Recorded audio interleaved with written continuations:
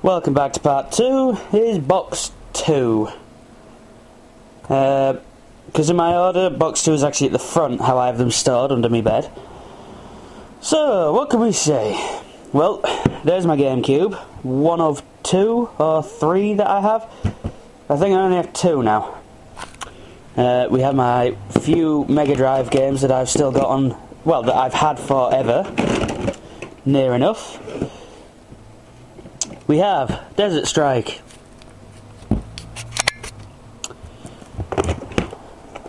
Whoop.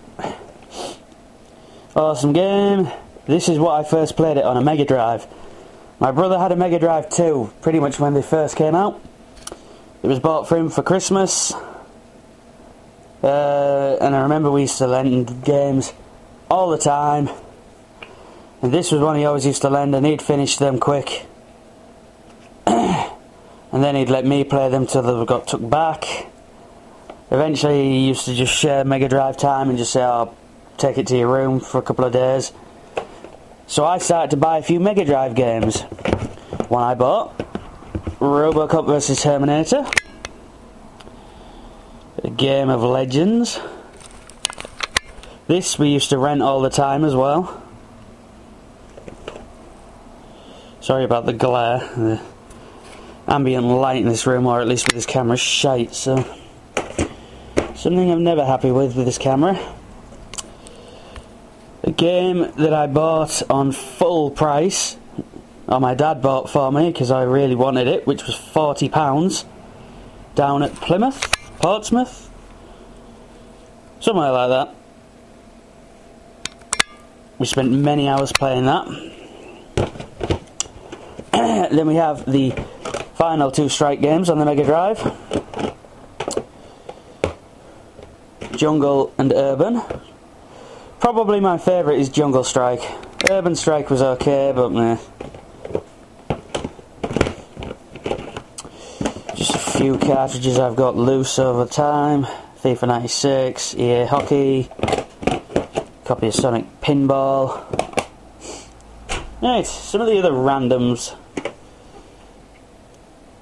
The 64 Pokemon Stadium. Excuse me. Had a bit of a cold recently. Yeah, the Pokemon Stadium Game Boy cartridge adapter or something.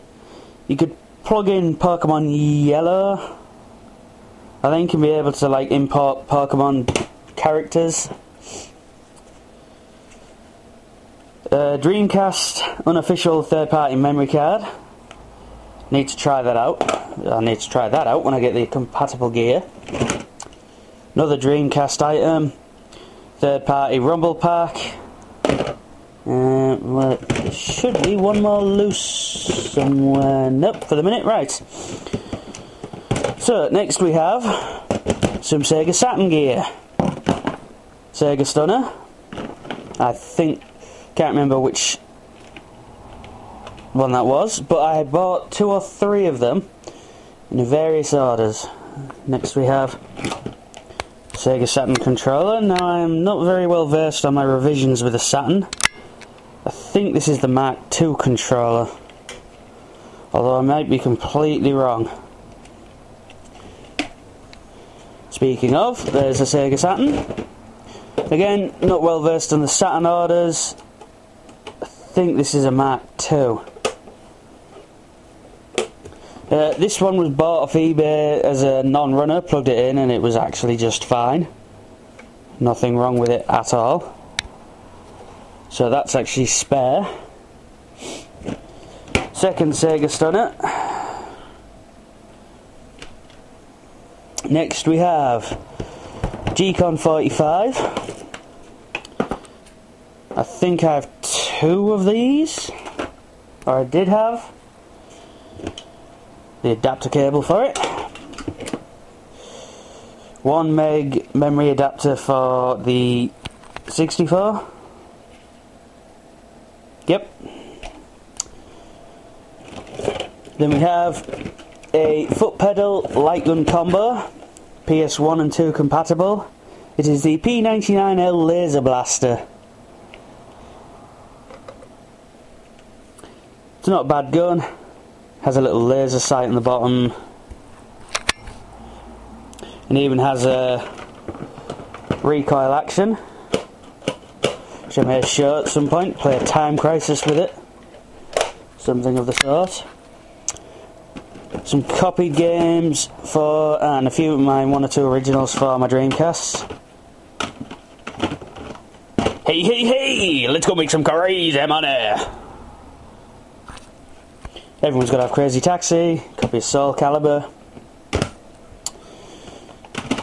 Then we have various PlayStation 1 gear now. This is where a load of my controllers are. But I do have another PS1 controller I use on the PC for my ROMs, playing ROMs, so that's not in here.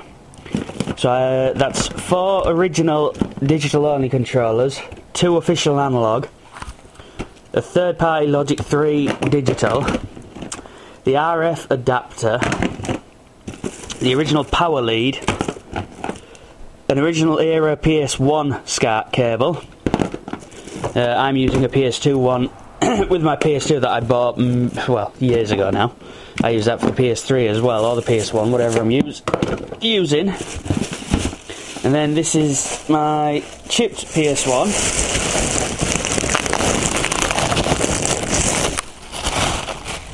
For playing my actual copies. Again, this was bought second hand. My original, excuse me, this isn't a PS1, I should rather say, this is a PlayStation. I do have a PS1 and that is under a shelf right now, so I won't be getting that out. This is a Mark 5552.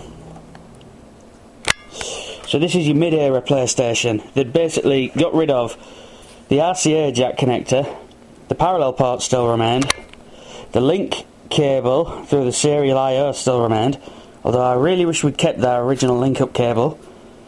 Me and my brother used to play Command & Conquer Red Alert for hours on end against each other. As well as some internal differences. The buttons now were changed. I think originally on the Mark 1, the SCPH 1002 UK, had open power and reset. Now it's power button. Yeah, and the lens was in a different alignment, I think. I can't remember. But this is chipped, as I say, so although I do mainly ROM them, whenever I get the, well, I haven't for a while, but one day these will all be set up in their own little space, and they'll all be hooked up, ready for just playing, to plug in and play. So that's my downstairs collection of gear, for the most part. All my games are in the cupboard, which you can't really see because of the light, down there under the television. My PSP is in there. I think, for the most part, all my Dreamcast GameCube games are in there. All my PS2, PS1 and PS3 games are in there. Although you can't quite see it right now, although you can, behind the poster and on the shelf, that's my copied and official PC games, for the most part. The other half are in the big boxes there. And then the rest of the gear, the Sega Saturn in box, is upstairs with the driving controller. I think another Sega Stunner's up there. There is a Binatone from the late 70s up there. My Amiga 5 and 600's up there. So I'll probably slowly just do videos going through all my collection, I suppose, again. I'd always sort of intended to do it. I no longer have a Game Boy or anything, they all died. Screen rot and everything, which was kind of a pisser, but what are you going to do? Game Boy emulation's 100% these days, so it's just always easier. And I think that's about it. So I'll pack this box away and put the gear back and do something else. So thanks for watching.